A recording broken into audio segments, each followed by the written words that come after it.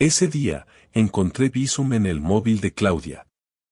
No hubo gritos ni mensajes extraños, fue algo mucho más tonto. Cogí su teléfono para ver una foto que habíamos hecho el fin de semana y la aplicación bancaria se abrió sola, porque estaba en segundo plano.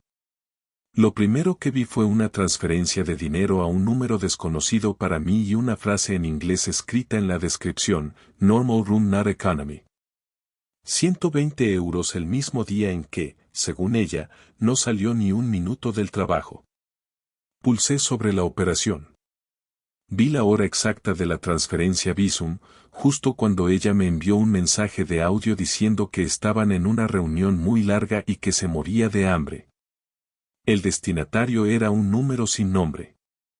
Casi sin pensarlo, lo copié y lo pegué en WhatsApp. El nombre, Iván Torres. Iván Torres, el profesor de baile del que Claudia no había dejado de hablar durante 3 semanas. Cerré la aplicación, dejé el móvil sobre la mesa y miré las lentejas como si pertenecieran a otra persona.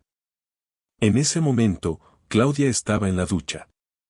Por cierto, tú me conoces como Rubén, pero en mi pasaporte pone Luis Fernández Álvarez. En casa siempre he sido Luis, el que tiene un matrimonio estable. Al menos eso pensaba hasta que vi ese Bizum con la inscripción. Apagué la televisión. Me levanté, fui al pasillo y oí agua detrás de la puerta del baño. Podría decirme a mí mismo que era una tontería, que era algo relacionado con la academia, un pago grupal, alguna historia. Pero la frase, Normal Room Not Economy, no sonaba en absoluto como una clase de baile. Esa misma noche, durante la cena, ocurrió una escena extraña. Claudia salió del baño y se sentó a mi lado en el sofá, muy tranquila. Me preguntó cómo me había ido el día, si mi jefe había vuelto a soltar alguna de sus tonterías. Yo respondía con frases cortas. Ella me hablaba de un nuevo compañero y de una compañera que se iba del equipo. Yo asentía con la cabeza. El primer mini choque llegó cuando le pregunté, así con tono casual, si la academia admitía pagos por Bizum. Claudia tardó medio segundo de más en contestar. Dijo que no, que se hacía todo por domiciliación o por tarjeta, que la dueña era bastante estricta con la contabilidad. Se metió un trozo de tortilla en la boca justo después de decirlo. Ese medio segundo de duda fue como un pinchazo en la nuca. Esa noche me acosté al lado de ella pero no pegué ojo.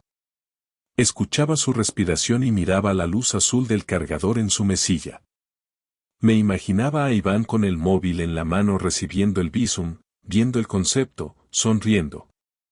Cada vez que la imagen aparecía, se me contraía el estómago. A las 3:00 de la madrugada me levanté, fui a la cocina, bebí agua directamente del grifo y volví a la cama.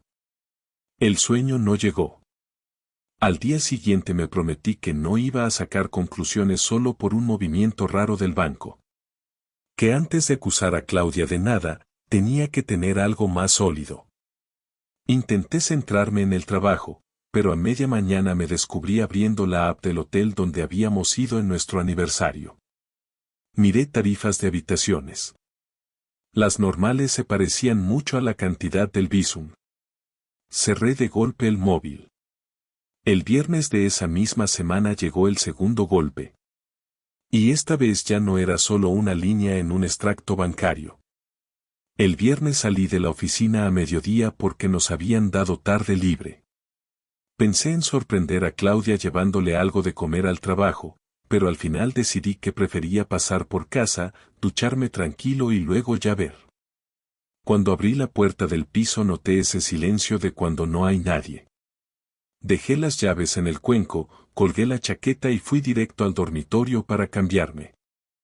Al abrir su armario para coger una camiseta, vi la chaqueta beige que solo se ponía para salir más arreglada. La había llevado justo el día anterior, que se suponía que tenía comida con unas compañeras. Al cogerla para moverla de sitio, noté algo rígido en el bolsillo interior. Metí los dedos, pensando que sería un ticket del súper. Saqué un papel doblado en 4. Tenía el logo de un hotel del centro bien grande arriba. Se me aceleró el pulso sin que yo pudiera controlarlo.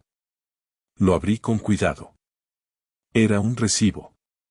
Ponía nombre del hotel, fecha de 2 días antes, hora de entrada y de salida, tipo de habitación doble estándar. Número de habitación, 308. Importe total, 120 euros. Tarjeta utilizada, terminada en los 4 dígitos de nuestra tarjeta conjunta. Volví a leer la cifra y se me heló la espalda. Era exactamente la cantidad del Visum a Iván. Normal Room Not Economy. No necesitaba demasiada imaginación para encajar las piezas. Me senté en la cama con el papel en la mano. Notaba cosquilleos en los brazos, desde los hombros hasta las manos. Lo doblé, lo abrí otra vez, miré la fecha. Ese día Claudia me había dicho que salía más tarde porque se quedaba a una formación interna en la oficina. Incluso me había mandado una foto de una sala con un proyector. La imagen me vino de golpe a la cabeza y sentí una mezcla de rabia y náusea. Saqué el móvil y fotografié el recibo por delante y por detrás. Luego lo volví a doblar igual que estaba y lo metí en el mismo bolsillo de la chaqueta. No quería que sospechara nada todavía. Cerré el armario con cuidado y me quedé un momento con la mano en el tirador, respirando hondo. No era ya un miedo abstracto. Tenía un hotel, un número de habitación y un cruce perfecto con un pago a su profesor de baile. Ese día tenía clase por la tarde. Claudia llevaba semanas yendo al estudio de Iván 2 veces por semana. Siempre salía de casa con esa mezcla de nervios y entusiasmo. Yo todavía recordaba la primera vez que volvió de allí. Entró sudando, con la cara roja y la sonrisa ancha. Me contó que Iván tenía una paciencia increíble, que le corregía con un toque en la espalda, que le sujetaba las manos para marcarle el tiempo. En su momento lo vi como algo inocente, ahora cada detalle me sonaba a otro idioma. Por la tarde la vi prepararse como siempre. Leggings negros, top ajustado, sudadera por encima, la coleta bien alta. Se plantó frente al espejo del pasillo, se puso un poco de brillo en los labios y me preguntó si notaba diferencia en sus pasos de baile cuando bailábamos en casa. Le respondí que sí, que estaba mucho más suelta, pero que tenía otras cosas en la cabeza. Sentí que se me tensaba el cuello mientras lo decía. En la puerta, antes de irse, Claudia me dio un beso rápido. Dijo que después igual se quedaban tomando algo todos y que no me esperara despierto si se alargaba. Yo asentí, con la mano aún en el pomo, viendo cómo bajaba las escaleras. En cuanto oí la puerta del portal, saqué el móvil y abrí mapas. Busqué el hotel del recibo y miré cuánto tardaba en llegar desde la academia. Eran 10 minutos andando. Noté una presión en el pecho, como si me hubieran puesto un cinturón demasiado apretado. Estuve 1 hora entera dándole vueltas. En mi cabeza se alternaban 2 imágenes, Claudia girando en una sala con espejos y Claudia entrando en la habitación 308. Al final cogí el abrigo, bajé al garaje y me subí al coche. No tenía un plan claro. Solo sabía que no aguantaba otro día entero en casa haciendo como que no pasaba nada. Conduje hasta la zona del hotel.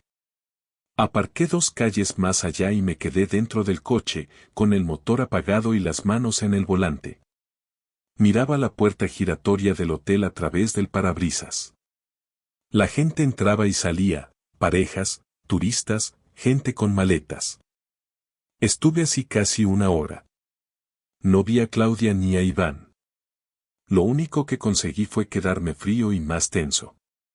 Al final volví a casa sin nada nuevo, pero con el recibo que mandóme el bolsillo del pantalón. Esa noche Claudia llegó casi a medianoche. Entró con la ropa de siempre, sin nada especial, y un olor a colonia mezclado con humo. Dijo que habían acabado tarde en el bar de siempre, que uno de la clase había tenido un drama con su novia y que se había liado la tertulia. Yo la miraba mientras hablaba y me fijaba en detalles mínimos.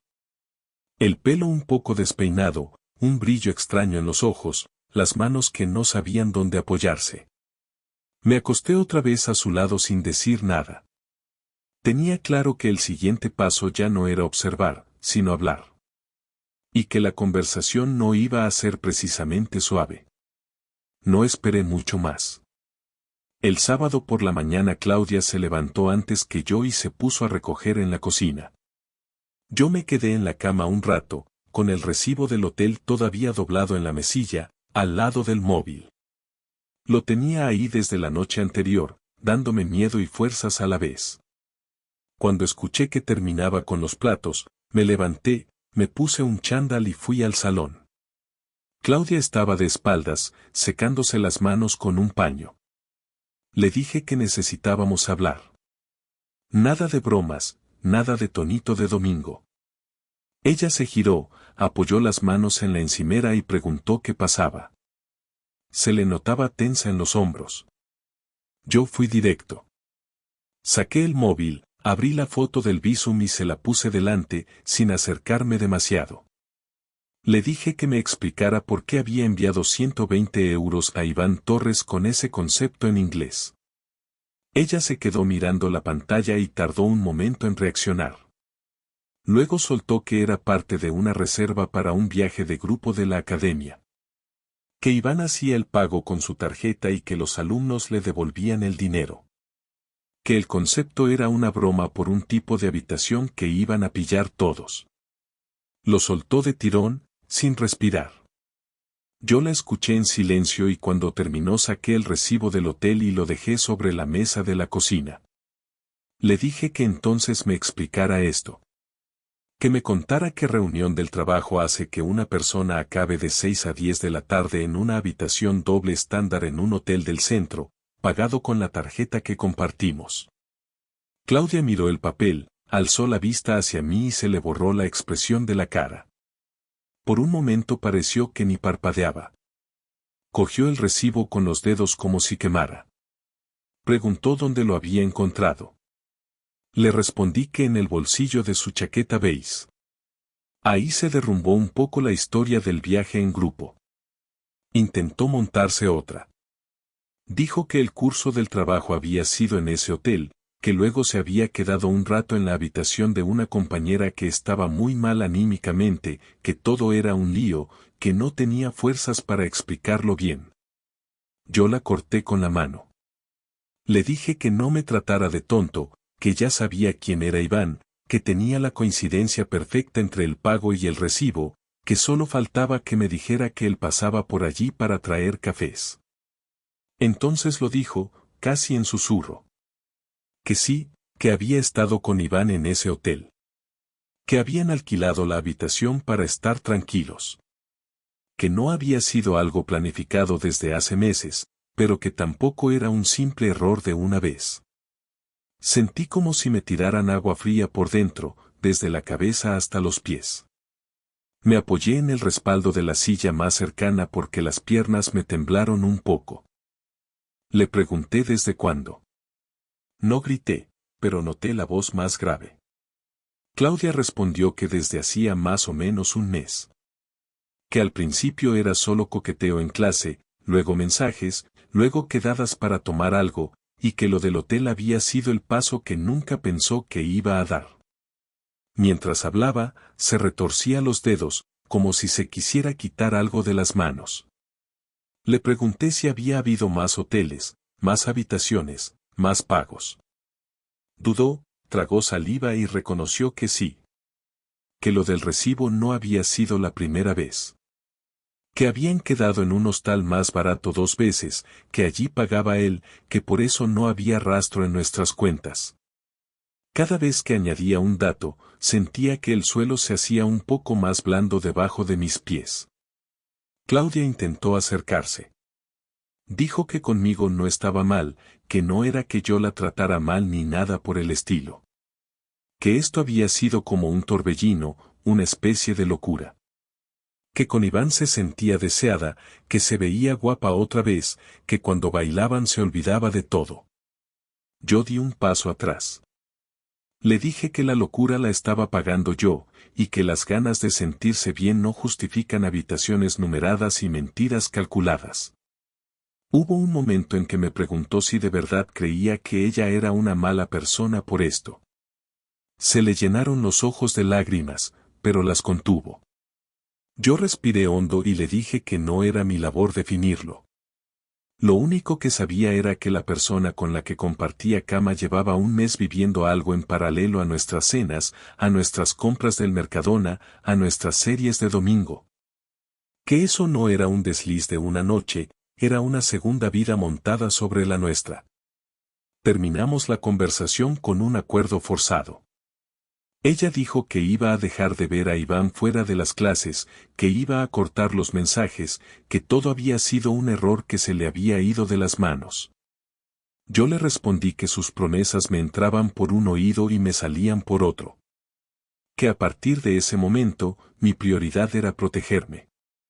Que necesitaba tomar decisiones en frío. Esa noche no dormí en el sofá por impulso, lo hice por pura necesidad. Puse una almohada entre el respaldo y mi espalda y me quedé mirando el techo durante horas. Cada vez que cerraba los ojos, veía el logo del hotel y la cifra del visum. Sabía que al día siguiente no me valdría solo con lloros y perdones.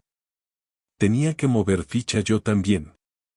Al día siguiente me levanté con la sensación de resaca sin haber bebido. La espalda me dolía del sofá y la cabeza me martilleaba. Claudia estaba en la cocina haciendo café. Ni se acercó. Dejó una taza en la mesa del salón y dijo que sí quería. Yo asentí, la probé y casi ni noté el sabor. Tenía la mente ya en otra cosa. Cuando ella salió por la puerta para ir al trabajo, me senté delante del portátil con la carpeta de las finanzas al lado. Empecé por lo más sencillo, la cuenta conjunta. Revisé los últimos movimientos con calma, anotando en una libreta cada cargo que no reconocía como gasto de los dos. Había más de los que pensaba. Comidas en restaurantes del centro a horas en las que yo estaba en el curro y ella se suponía que comía en la cantina, pagos a la academia de baile que no encajaban con la cuota normal, el parking del hotel en 3 ocasiones. Cada apunte era como un pequeño recordatorio de que yo llevaba un mes financiando una parte de sus aventuras. Llamé al banco. Hablé con una chica de atención al cliente y le pedí que bloqueara temporalmente el uso de la tarjeta conjunta para pagos físicos. No mentí. Dije que había movimientos que no reconocía y que prefería asegurarme mientras revisaba todo. Luego pedí una tarjeta nueva solo a mi nombre, asociada a otra cuenta donde tenía mis ahorros. Cuando colgué, noté una sensación de control que llevaba días sin sentir. Pequeña, pero real. El siguiente paso fue pensar en lo legal. Abrí el navegador y busqué información sobre separación, divorcio, esos temas que nunca te imaginas leyendo un domingo por la mañana. Encontré un par de despachos cerca de casa y pedí cita online para la semana siguiente. No porque hubiera decidido ya romper, sino porque no quería depender solo de lo que Claudia quisiera hacer. Necesitaba saber qué opciones tenía si todo se iba al garete. Ese mismo día al mediodía me armé de valor y me fui a la academia de baile. Quería ver a Iván en persona, pero sin montar escenas de película. Al entrar, la música sonaba baja en una de las salas. En recepción había una chica joven, con coleta y camiseta con el logo del estudio. Le pregunté si Iván estaba. Me dijo que llegaba en un rato y que si quería podía esperar. Me senté en un banco pegado a la pared, frente al espejo largo que tenía el estudio. Me vi la cara reflejada y me sorprendió lo mayor que me veía en ese momento. Cuando Iván apareció, fue imposible no reconocerlo. El mismo de las fotos de Instagram que me enseñaba Claudia, solo que en carne y hueso. Alto, marcado, con esa manera de caminar segura de quien sabe que cae bien. Se acercó a recepción y luego se giró al notar que lo miraba. Vino hacia mí y preguntó si podía ayudarme, si buscaba información sobre clases. Le dije que no. que ya conocía de sobra sus clases, porque mi mujer llevaba un mes en ellas y algo más. Solté su nombre, Claudia Reyes, y vi un microgesto en su cara. Nada exagerado, solo un pequeño cambio en la mirada. Le expliqué, sin levantar la voz, que sabía lo del hotel, que sabía lo del visum y que no estaba allí para discutir por ella. Que lo que habían hecho ya era asunto suyo y de su conciencia. Lo que sí le dejé claro fue que no iba a tolerar que siguiera entrando en mi casa por la puerta de atrás, ni con mi dinero ni con engaños. Le dije que a partir de ese momento, si seguía dando clase a Claudia, sería bajo un foco. Que si volvía a leer en un extracto algo que me hiciera pensar en otra tarde de hotel, iba a poner por escrito todo lo que sabía y lo mandaría a la dirección del centro y a quien hiciera falta. Él intentó responder con esa frase de adultos libres y consentimiento. Yo lo escuché, lo dejé terminar y le recordé que el consentimiento se había dado a costa de mentiras sostenidas a un tercero. Que yo. Se quedó callado unos segundos, apoyado en la barra de recepciones. No se disculpó, tampoco se puso chulo. Al final dijo que no quería problemas en el trabajo, que hablaría con Claudia, que dejaría de tener trato fuera de las clases. Yo asentí, no tanto por creerle, sino porque ya había dicho lo que quería decir. Me di la vuelta y me fui. Al salir a la calle noté el aire frío en la cara y por primera vez en muchos días respiré hondo sin sentir que el pecho se cerraba del todo.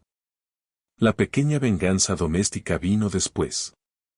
Al llegar a casa, empecé a recoger cosas. No tiré nada, no rompí fotos.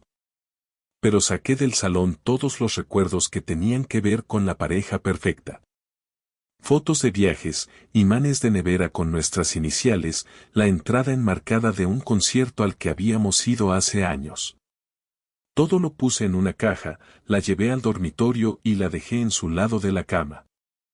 Quería que al entrar viera físicamente que algo se había movido de sitio, que el salón ya no era su territorio cómodo. Por la tarde le conté a mi hermana lo básico.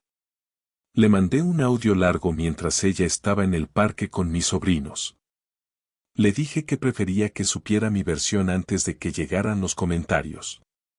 No le di detalles de hotel y habitación, pero sí le dije que había otra persona, que era el profesor de baile, que llevaba un mes doble vida.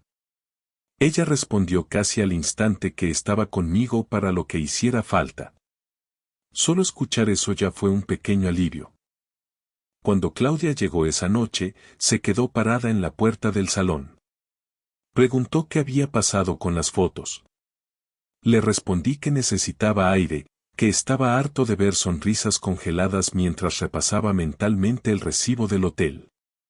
Añadí que había bloqueado la tarjeta conjunta, que a partir de ahora cada uno pagaría sus caprichos con su dinero.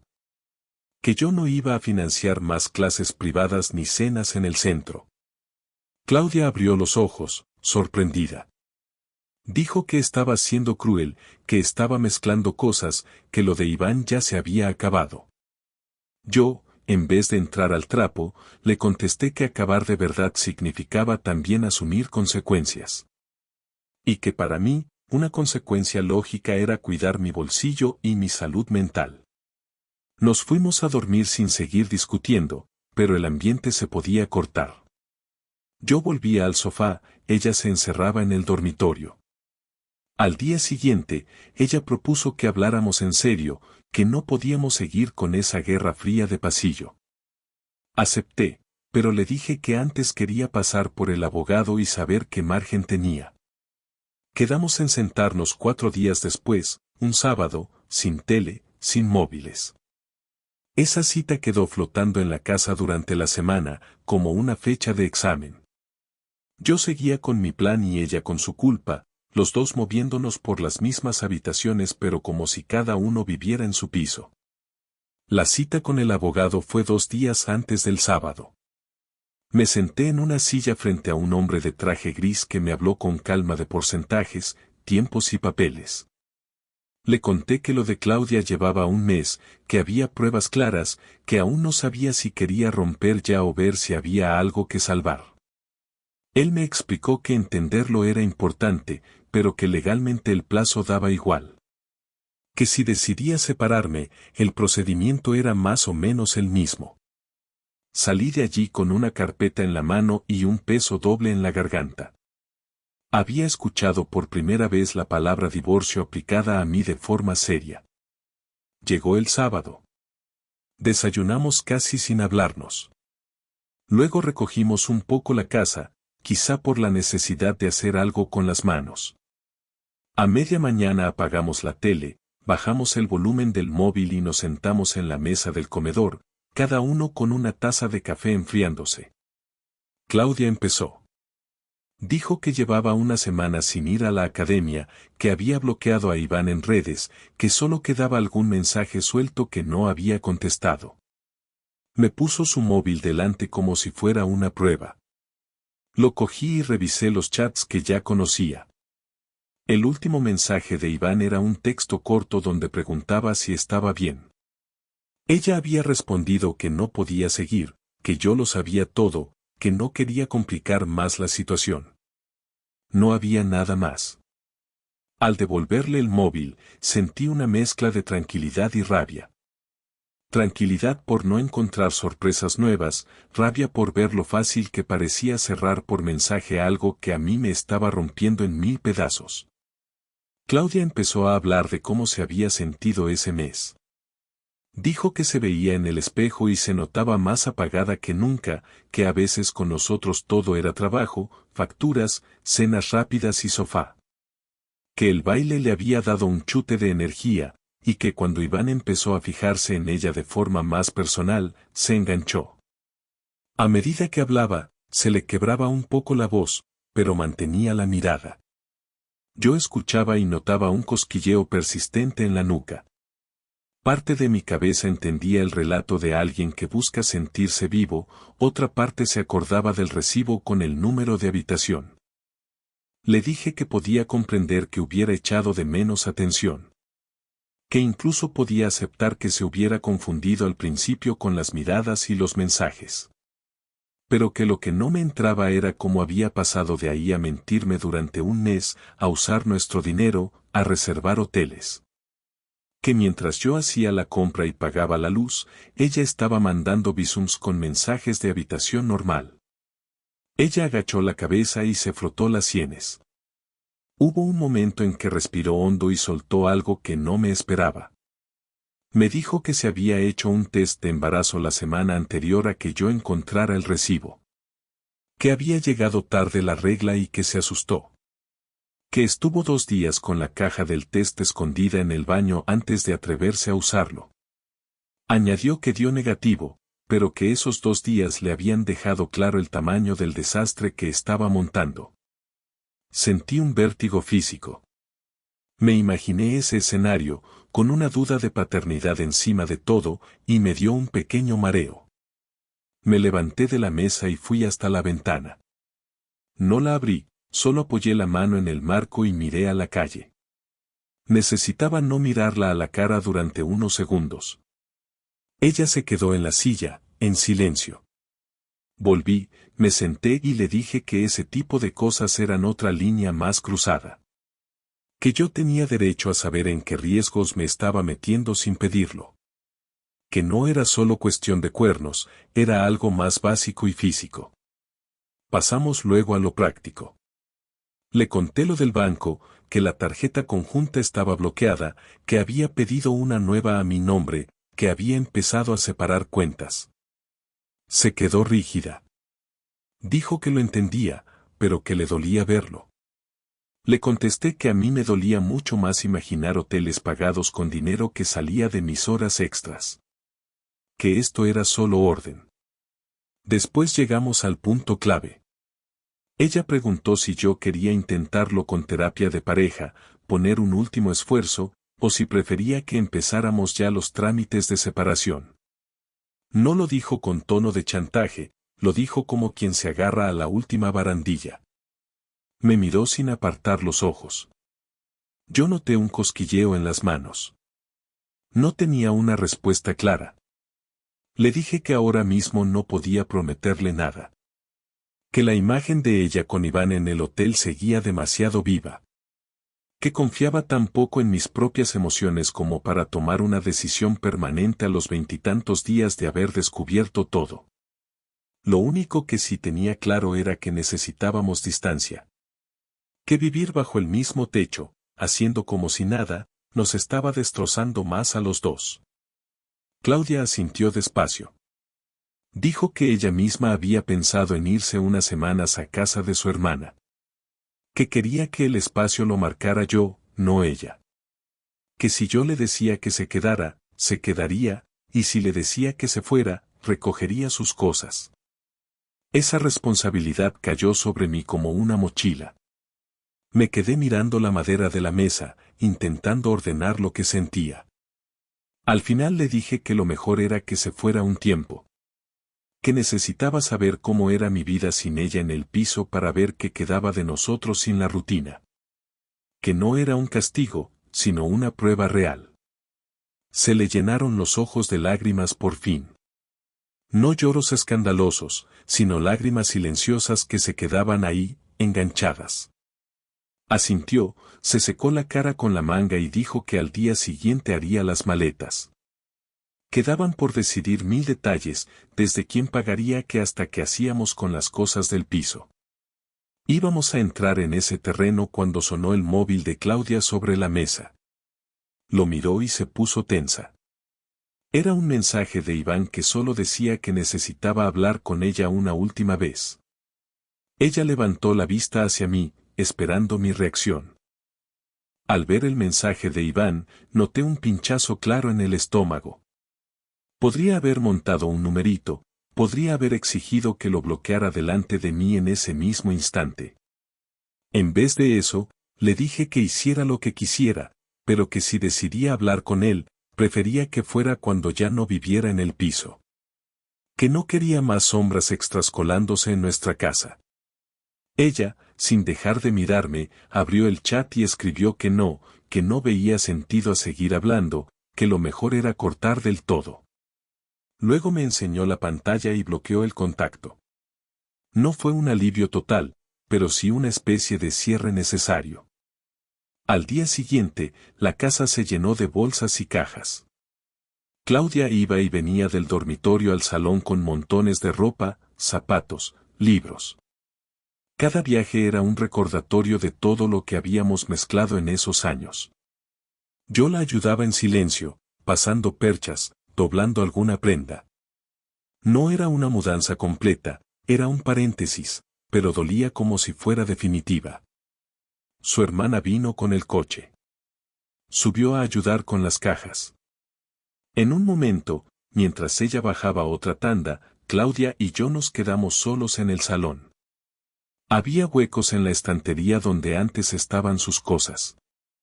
Ella me miró y dijo que gracias por no haberla hecho quedar de loca delante de la familia, que sabía que tenía suerte de que yo no hubiera contado lo del hotel con pelos y señales. Le respondí que no lo hacía por ella, sino por mí. Que no quería convertir mi vida en un hilo de chismes. En la puerta, con la chaqueta puesta y la mochila colgada, me preguntó una última vez si creía que esto era un parón o un final. No intentó abrazarme ni tocarme la cara. Solo necesitaba escuchar algo que le marcara una dirección. Le dije que ahora mismo lo veía como un parón largo, muy largo, con final abierto. Que no quería engañarla. Que había muchas posibilidades de que esto acabara en divorcio, pero que no iba a firmarlo en caliente. Que necesitaba comprobar quién era yo sin ella antes de firmar nada. Se fue. Cerré la puerta y apoyé la frente en la madera unos segundos. Sentía la casa más grande y más pequeña al mismo tiempo. Me di una vuelta por las habitaciones. El dormitorio estaba medio vacío, con su lado del armario casi en blanco. El baño sin sus cremas, la estantería sin sus novelas románticas. Pensé en llevarme la caja de las fotos a casa de mis padres, pero al final la metí en el altillo. No quería tirarla, pero tampoco verla cada día. Las primeras noches fueron raras. Me despertaba a las 5 y alargaba la mano hacia su lado de la cama por costumbre. Tocaba el colchón frío y volvía a darme la vuelta. Me obligué a mantener rutinas. Ir al trabajo, hacer la compra, llamar a mi hermana de vez en cuando. Un día, sin pensarlo mucho, me apunté a un gimnasio del barrio. No para conocer a nadie, solo para tener algo que hacer por las tardes que no fuera darle vueltas a lo mismo. A las 2 semanas, Claudia me mandó un mensaje corto. Preguntaba si podía pasar a recoger unas carpetas que había olvidado. Le dije que sí, que viniera a la hora que quisiera, que yo estaría en casa. Cuando llegó, traía otra cara. Más delgada, ojerosa, pero también más tranquila en cierto modo. Me contó que había empezado terapia individual. Que estaba revisando cosas de su pasado, inseguridades, la necesidad constante de sentirse validada. Que no me lo contaba para limpiar su imagen, sino porque me parecía justo saber que estaba intentando no repetirlo. Yo le conté que había ido al abogado, que tenía claro cómo sería el proceso si llegábamos a ese punto. Le dije que seguía sin tener una decisión cerrada, pero que con el paso de los días me sentía menos roto y más cansado. Que vivir sin sobresaltos ya era un avance. No entramos en detalles de Iván. Solo mencionó que se había cambiado de centro, que había dejado la academia donde se conocieron porque también le daba vergüenza seguir allí. A día de hoy, ha pasado un mes desde que vi ese visum con el concepto raro. 30 días exactos desde que sentí que el suelo del salón se movía bajo mis pies. No tengo una historia épica que contarte. No hay reconciliación espectacular ni venganza de película. Hay papeles en una carpeta, un abogado esperando mi llamada, un piso medio vacío y un tipo que vuelve del trabajo, calienta algo de cenar y se sienta en un sofá que ya no huele a colonia de nadie más. Lo que sí tengo es una cosa que antes no valoraba. Un radar más despierto. No voy a convertirlo en paranoia, no quiero vivir desconfiando de todo el mundo. Pero tampoco voy a hacer como que no veo señales que están delante de mis narices. Si algo me chirría, lo preguntaré. Si una explicación no cuadra, tiraré del hilo. Me he ganado ese derecho a base de golpes. No sé si Claudia y yo volveremos a sentarnos en esa mesa del comedor con café y papeles de terapia de pareja. Puede que sí, puede que no. Puede que dentro de unos meses firme un divorcio tranquilo, sin peleas, y empecemos cada uno su camino. Lo que tengo claro es que, pase lo que pase, no quiero perder la sensación de calma que me da saber que ahora mismo nada de lo que hago está pagándole la habitación a nadie a mis espaldas. Y en cuanto a mí, a Luis, a Rubén como me llaméis, lo que me espera ahora es algo tan simple como aprender a estar solo sin sentir que me falta un brazo. Volver a llenar el piso de sonidos míos, no de silencios incómodos. Si algún día vuelvo a una clase de baile, te prometo que antes de pagar miraré muy bien qué concepto pongo en el visum. Solo por no volver a sentir ese nudo en la garganta cada vez que abro la app del banco.